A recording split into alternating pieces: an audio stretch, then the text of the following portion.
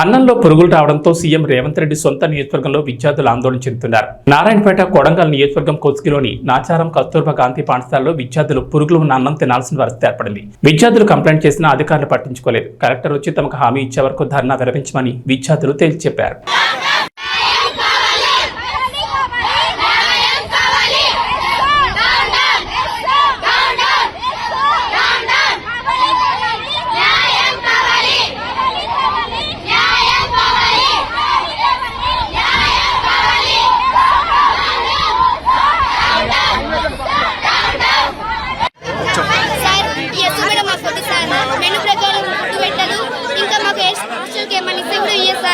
Computer వచ్చింది sir. Computer ఇంకా నాకు రాలేదు సార్.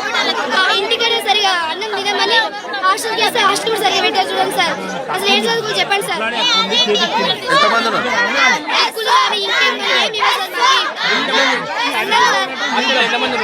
232 సార్.